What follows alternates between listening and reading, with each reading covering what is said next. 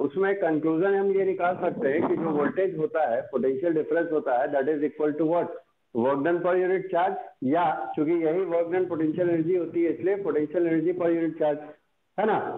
ये डिफाइन कर सकते हैं। इसको थोड़ा सिंपलेस्ट फॉर्म में लिखते हैं तो हम क्या लिख सकते हैं, V21 मतलब potential difference between second point and first point equal to क्या हो जाएगा, ये हो जाएगा work done in moving charge from 1 to 2, मतलब इनिशियल से फाइनल, मतलब जब इस चार्ज को हम 1 से 2 ले जाएंगे तो वर्क डन क्या लिखेंगे, W12 लिखेंगे, ठीक। उस केस में पोटेंशियल डिफरेंस क्या लेंगे, फाइनल माइनस इनिशियल, मतलब V2 माइनस V1 लेंगे, ठीक है। सिमिलरली दूसरे केस में जब हम चार्ज को 2 से 1 की तरफ लाते हैं तो फाइनल पॉइंट क्या हो जाएगा 1, इनिशियल हो जाएगा 2, तो पोटेंशियल डिफरेंस क्या लिखेंगे, फाइनल माइनस इनिशियल, मतलब 1 माइनस 2, मतलब 1 2 लिखेंगे। इस केस में वर्क डन क्या होगा 2 से 1, तो 2 से 1, ठीक। अब देखो इस डिस्कशन के बेसिस पे हम वर्क डन का फॉर्मूला क्या लिख सकते हैं, यहां से तो हम वर्क डन का फॉर्मूला सिंपली लिख सकते हैं Q इंटू V, मतलब W12 is equal to Q into V2 minus V1, या फिर यहाँ पे 21 इज इक्वल टू 1 माइनस 2, ये लिख सकते हैं, है ना। तो इसको याद करने के लिए हमेशा ध्यान रखना कि जहां से जहां जाते हैं पोटेंशियल डिफरेंस उसका उल्टा होता लिखते हैं, मतलब 1 से 2 जा रहे हैं तो 2 1 लिखेंगे, 2 से 1 जा रहे हैं तो 1 2 लिखेंगे, ठीक है। इस बात में कोई दिक्कत, चलो तो अब हम बात करते हैं electric potential energy due to system of charges का। जब दो से ज्यादा सिस्टम ऑफ चार्जेस हो, दो से ज्यादा चार्जेस ऑफ सिस्टम हो, सॉरी, तो उस केस में पोटेंशियल एनर्जी कितना होगा। तो उसमें हमारे पास दो सिचुएशंस होती हैं, एक जिसमें एक्सटर्नल इलेक्ट्रिक फील्ड जो है वो नॉन जीरो होता है, मतलब प्रेजेंट होगा एक्सटर्नल इलेक्ट्रिक फील्ड। तो जब इलेक्ट्रिक फील्ड अवेलेबल है तो उस फील्ड के कारण कुछ ना कुछ पोटेंशियल भी एग्जिस्ट कर रहा होगा, ठीक है। दूसरा सिचुएशन हम लेते हैं जब electric field equals to zero हो, तो उस केस में जब इलेक्ट्रिक फील्ड है ही नहीं तो पहले से वहां पे कोई पोटेंशियल भी एग्जिस्ट नहीं करेगा, ठीक।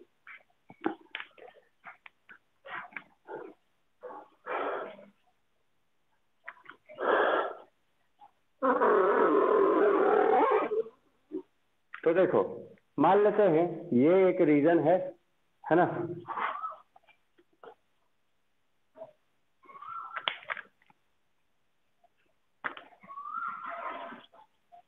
मान लो Q1, Q2, Q3 and so on.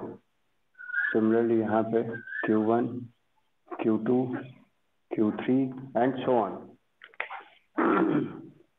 जब इस Q1 चार्ज को हम इस रीजन में लाना चाहें तो हमको कितना वर्क डन करना पड़ेगा, क्योंकि इलेक्ट्रिक फील्ड के कारण V पोटेंशियल एग्जिस्ट कर रहा है, इसीलिए इस चार्ज को लाने में हमको उस वोल्टेज के अगेंस्ट काम करना पड़ेगा इस फॉर्मूला के अकॉर्डिंग, है ना। और जब वर्क डन होगा तो कुछ ना कुछ इसके कारण एनर्जी सिस्टम के में स्टोर भी होगा, है ना।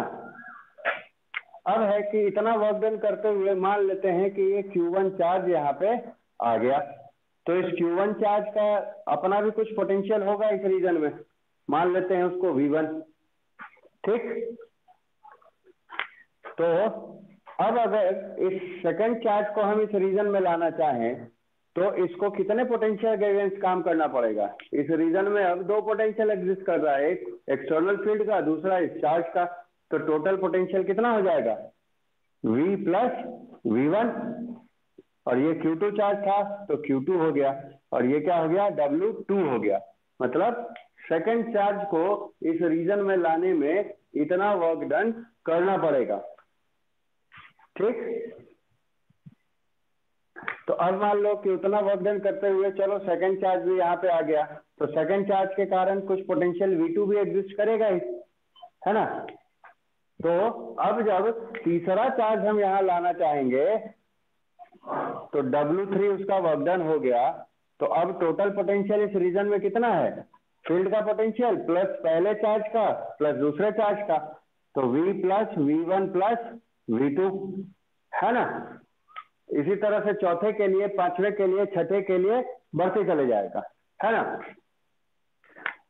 तो देखो टोटल वर्क डन कितना हो जाएगा, इंडिविजुअल वर्क डन का सम, यही ना पोटेंशियल एनर्जी के तौर पे स्टोर हो जाता है, ठीक।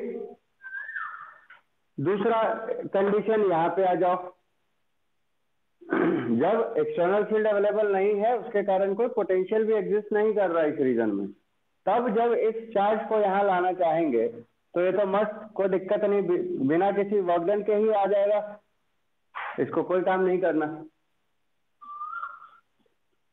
है ना। तो ये जो डेरिवेशन है वो एक्चुअली तुम्हारे पार्किंग के जैसा कुछ रिलेट करके हम इसको समझ सकते हैं, ठीक है। पार्किंग से कैसे समझ सकते हैं तो वो देख लो, ये दो इंडिविजुअल सिचुएशंस हैं जिसमें ये तुम्हारा पार्किंग स्लॉट है। एक कंडीशन है जब कोई दूसरा गाड़ी पहले से वहां नहीं लगा हुआ है जब तुम आए, ठीक। और ये कंडीशन है, सॉरी, इस कंडीशन में क्या है, कोई दूसरा एक गाड़ी पहले से लगी हुई है जब तुम आ रहे हो, ठीक। और दूसरी कंडीशन क्या है, जब कोई भी गाड़ी यहाँ पे नहीं है, पूरा पार्किंग स्लॉट खाली है, ठीक। तो इस केस में हमको क्या करना होगा, इस केस में उस गाड़ी के हिसाब से तुमको अपनी गाड़ी एडजस्ट करके लगानी होगी वहां पे, है ना। फिर जब तुम्हारी गाड़ी भी लग गई तो जब दूसरी गाड़ी आएगी तो उसको इसके कारण और इसके कारण एडजस्ट करके अपनी गाड़ी पार्क करनी पड़ेगी, है ना। और जैसे जैसे नंबर ऑफ व्हीकल्स यहाँ बढ़ते जाएंगे, हर नए आने वाली गाड़ी को क्या करना होगा, ज्यादा मेहनत करना पड़ेगा पार्किंग खोजने के लिए, है ना।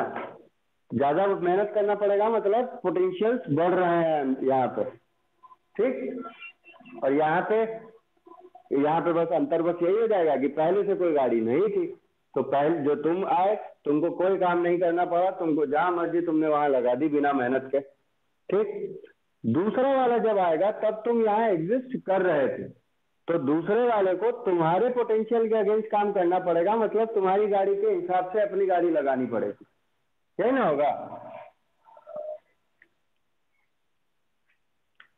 पहले वाले में है ना बाबू, तो पहले वाले के लिए तो मैंने कहा है कि तुमको जहां मर्जी वहां पार्क कर लो, कोई फर्क नहीं पड़ता, तुमको कोई मेहनत नहीं करना कि कहाँ लगा है ना। तो पहले में तो 0 हो गया, लेकिन जैसे ही ये यहाँ आ गया तो यहाँ पहली गाड़ी तो पार्क हो गई ना, तो इसका अपना पोटेंशियल एग्जिस्ट करेगा ना। अब जब दूसरी गाड़ी आएगी तो क्या करना होगा, उसको इसके अगेंस्ट वर्क डन करना होगा, इसके पोटेंशियल के अगेंस्ट, क्लियर है। अब ये भी आ गया, Q2 भी आ गया, तो इसका अपना पोटेंशियल।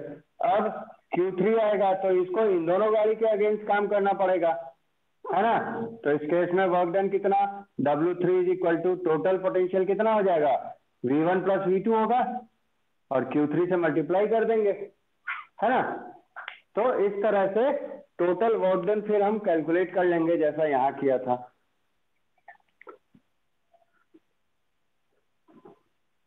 And so on. तो यही ना टोटल पोटेंशियल एनर्जी हो जाएगा। तो देखो एक चीज तो क्लियर है कि चूंकि यहाँ पे एक्सटर्नली पहले से कुछ पोटेंशियल एग्जिस्ट कर रहा था, इसीलिए सभी चार्जेस को उस पोटेंशियल के अगेंस्ट कुछ ना कुछ काम करना पड़ा, लेकिन यहाँ पे वो चीज नहीं है ना। तो इस कंडीशन के कंपैरिजन में इसमें हमको ज्यादा मेहनत करनी पड़ती है, सॉरी कम मेहनत करनी पड़ती है ना, क्योंकि यहाँ पे एक्सटर्नल फील्ड या एक्सटर्नल पोटेंशियल पहले से नहीं है ना।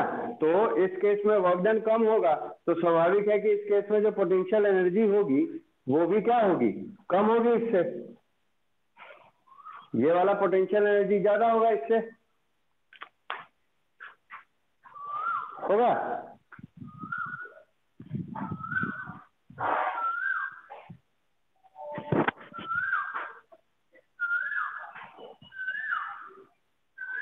हेलो।